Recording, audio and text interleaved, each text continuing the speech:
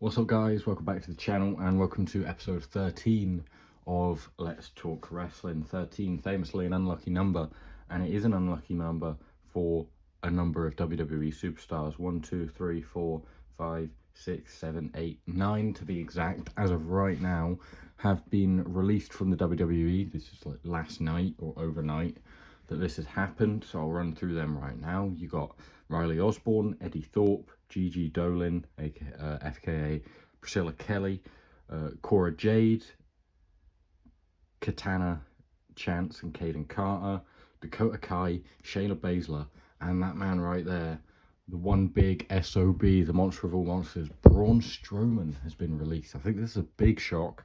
Not necessarily the releases themselves, or itself as a thing. You know, WWE does quite often have releases, you know, budget cuts around like once a year, sometimes twice a year, and we have heard a little bit about budget cuts in the last few days. There's like a marketing executive or something along those lines that's been at the company for like 10 years. She's been let go, and there's been other budget cuts. I think that's what TKO have sort of been going for, you know, cutting back on staff. I think there was like 12 staff members that were let go over the last few days. So they're trying to cut back on expenses and then quadruple ticket prices to fuck over the fans and the wrestlers and the staff and everything like that, because I don't know. I don't get why you have to make budget cuts if you're in such a big boom period. You know, you're getting massive sponsorships, massive TV rights deals and stuff like that. You know, you're on Netflix, you're everywhere. You're a global phenomenon, you're an industry leader, and all of this stuff. Ticket prices are the highest they've ever been. Front row tickets to SummerSlam are 40 grand. Now, I know that includes 2 nights of SummerSlam and the Friday Night SmackDown and Monday Night Raw. I would expect to be in the ring waiting to be tagged in by my favourite wrestlers if I was paying 40 grand to be at an event. And that's SummerSlam, bear in mind, not even WrestleMania. There's some people who paid, I don't even want to think how much they paid to go to WrestleMania. I want to go to WrestleMania one day. Not for those prices. Unfortunately, they don't seem like they're going to go down. They're only really going to go up, because you hear about them, like Triple H in his press conferences always bragging about, oh, the largest arena gate. That means the fans had to spend the most money to get in to watch the product. Consistently, that's happening consistently, like back at like this time last year when they were going internationally, like Paris, then to Glasgow, to Berlin and all of that. It was like it kept breaking it because it just kept getting more and more expensive. Even in smaller arenas, like the Clash at the Castle in Glasgow was only at the Hydro, which is not a big arena at all. It only held like 15,000, and it broke the arena gate receipt of all time. So you look at like Money in the Bank 2023 that I was at in the O2, that's not much bigger, but it's like at least 4,000 or 5,000 extra fans, and they grossed more on that event than they did on that one. So it just says a lot about the ticket pricing and stuff like that. And TKO are now cutting back on like entrances, like even UFC, Def Rebel are apparently working on UFC entrances. We know how hated they are in the wrestling community because their entrance musics are shit. They have no personality. No one knows who's coming out anymore. That's why I'm really glad when Aleister Black came back, he got his old music back, and he didn't get Def Rebelled, so to speak. But yeah, enough about that. That's sort of a bit of the backstory to why this is all happening, I suppose. You know, I think I've got to make cuts. I'm assuming a draft is going to happen soon, so I guess it makes sense to cut out some of these people before the draft, and you know, they're going to have NXT call-ups and stuff. So I guess there's not really a need for some of these people. So you got Eddie Thorpe, who there's some shouts on Twitter about him being added to the Seth Rollins, Paul Heyman, Bron Breakker like faction, which I don't think was ever going to happen. Riley Osborne, going to be honest, I don't know who that is. I was thinking of Miles Bourne there. That's not him. He's the guy that looks like Randy Orton. But both NXT guys, I'm fairly sure. And I was actually really looking forward to watching a bit more of NXT, because I've sort of become a bit aired out by WWE, you know, the main roster shows. And after WrestleMania, there's always a bit of a lull. Like at Backlash, we're getting Jey Uso versus Logan Paul for the World Heavyweight title. Really? Cena versus Randy, yeah, cool, big nostalgia match. It's gonna be shit. They've always had shit matches. It's just they were two of the biggest stars in the company, so they fought each other a load of times. They don't really have much chemistry. Their matches have been boring. If you go and watch them back, they're not great at all. And now they're like 10 years older than the last time they had a match, so it's just gonna be worse. You know, Cena. They're gonna do the whole thing about, oh, Cena's ruining wrestling by being bad at wrestling. He's being slow. No, he just can't go like that anymore, unfortunately. But yeah, that's that. So yeah, that's what we're getting at Backlash. And Pat McAfee is going to be fighting Gunther. What is that about? I don't understand that. So that's what we're getting at Backlash. So that's why I was thinking I might start tuning into NXT every week instead. That'd be a bit more interesting. But I guess I won't see these guys. A lot of people will be heading up to the main roster, you know, like Julia and not Stephanie Vicaire, she's the champion, right? But like Julia and Roxanne seem to be heading up to the main roster. Other guys, Tony D'Angelo could be, you know, those sort of stars down in NXT will be moving up. Eddie Thorpe and Riley Osborne will not be any of those.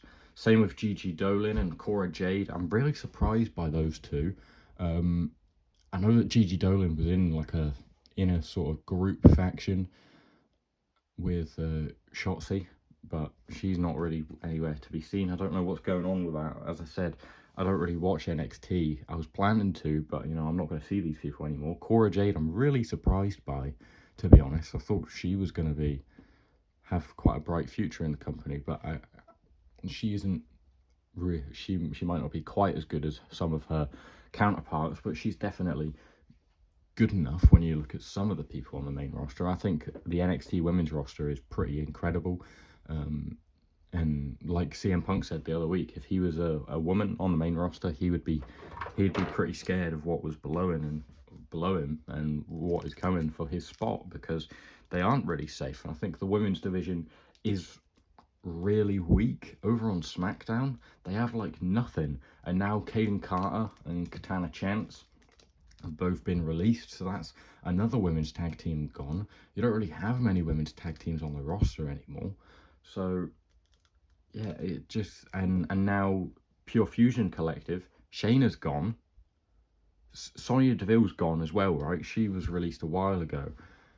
She had a spot in the Rumble, and then she was released like a few days after.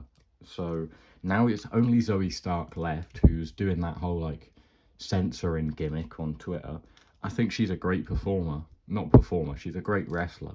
She is not a performer. She's not very charismatic. She's not really a promo cutter, which is okay. I think she would be the sort of, if they were to put a woman in that group of Seth Rollins, Paul Heyman, and Braun Breaker, I think Zoe Stark would do very well to have a mic piece. Same with Shayna Baszler could have, but now obviously Shayna is gone. WWE fumbled her completely. I have to say that Triple H did as well, even when he got past the pencil, you know, and now he books all the shows.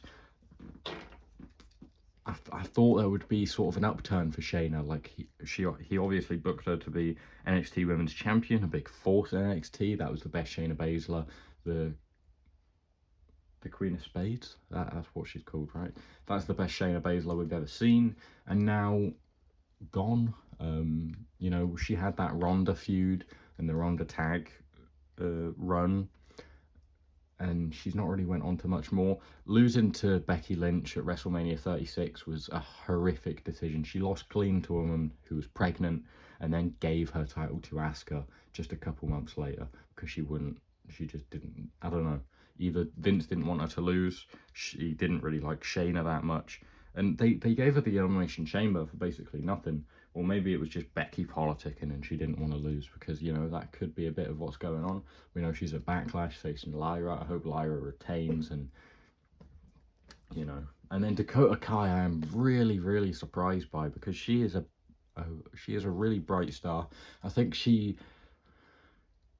I don't know what, if she's injured or what at the minute, but I think she should definitely have been in the women's mid card title scene. You know, like over on SmackDown, there is no one. There's literally no one in that mid card title scene for the US title. It's literally been Chelsea Green and Zelina Vega since it started. Well, Chelsea Green and Mia Yim / Michin fighting for the title, and then Chelsea Green versus Zelina. Zelina's now won it. I think Chelsea Green did well with what she had. She didn't really have much to work with, but I thought her whole shtick and her gimmick was pretty good. And now she's not the champion anymore. And now Michin's posting on Twitter about it. It's like, she's like, is there only 3 women in the division? And now you're getting rid of people like Dakota Kai, who I know is on Raw. But like that's why the women's mid-card titles have not been great so far, because they don't have any depth in the roster. Even, you know, in the main sort of, in the main event scene, you know, on SmackDown, you've got Tiffany Stratton, you've got Jade Cargill, you've got Naomi, sort of, you know, Money in the Bank run, potentially, that's what some people are saying, and you've got like Nia Jax. That's sort of it. Over on Raw, you've got Io, Bianca, Rhea, and then like an influx of NXT talent, where I would have put the NXT talent onto SmackDown, and you know, in the draft, but I guess they're stacking Raw because Raw's on Netflix. But yeah, and then on to Braun Strowman, who has previously been released. He was released a few years ago and brought back by Triple H. And I was actually really happy to see him back in the company. And I know he's not in the best shape, like physically. He looks great, but his knees are shot. You know, he's a big guy. He looks like he can't really run very well, but he has really delivered. I think he's been a good part of SmackDown for a while. You know, he's really elevated Jacob Fatu to another level, to be honest, and that's really helped him, and you know, propelled him on to winning the US title. So I think Braun has done really well in his last sort of year in the company, and I'm disappointed to see him go, because I do like Braun Strowman and I think he's quite a cool guy. Like, I know him personally. You know, I was disappointed when he was released. I was less disappointed when he was released the first time. I think they should have capitalised on his like initial run when he was on a real hot streak, and obviously they didn't really give him. They gave him the Money in the Bank and all that. I don't think Braun Strowman is a Money in the Bank holder. I don't think he should have been put in that position, to be honest. And then he had the Fiend feud back in like COVID, and they had the match, the Lake House match or whatever it was called. No, that was the John Cena match, and that was quite cool. And then he lost to Roman and sort of faded from that. He had the run with Ricochet, which is a quite cool tag team. I still like that tag team. And then as of late, he's been working with LA Knight and Jacob Fatu and all of that, and I think he's done really well, and I'm disappointed to see him go, and the rest of them go, you know, because it's always disappointing and a shame when wrestlers are released, because it's a livelihood, number one, for them. Obviously, it's the dream of 99% of wrestlers to get to WWE. Obviously, some of them never want to, because this is like a really big risk in WWE if you don't make it to the top. You know, even a guy like Braun Strowman, who's an established name in the company, even he's got released for a second time as well. So yeah, it's an unfortunate situation. I'm sure, I hope this is the end of it. I wouldn't be surprised if there are more to come, because there's only 9. Usually there is some more than that. You know, like Black Monday or whenever that was. That was a huge list of releases. But yeah, I don't know where we go from here. Braun is just a really weird one to release. Same with Dakota Kai. I mean, that really changes damage control. I thought it was weird the other day when Rhea came out to save Io instead of like Kyrie or Dakota or Asuka. You know, anyone that was in damage control would have made more sense, but none of that happened, and I guess that's why it wasn't Dakota. So it's an unfortunate situation, as I've said. Hopefully that is the end of it. But I hope you enjoyed the video. Mainly, I hope you found it informative. I'm probably going to watch some more NXT going forward. before we lose more talent. So yeah, thank you guys for watching. I hope you've enjoyed somewhat, or just got some information from it. And yeah, I'll see you next time. Please do like the video if you enjoyed, subscribe with post notifications turned on, and you'll be updated every time I upload. Every upload to the Let's Talk Wrestling series that you're watching right now, every upload in Dead Man's Deliveries, my unboxing stuff, my unboxing series, pay-per-view predictions, Wrestle Crate reviews, anything. The PIC-FED is coming soon, I promise. Going to do a lot of videos on that very, very soon. So yeah, thank you guys for watching. I hope you've enjoyed, and I'll see you next time. Goodbye.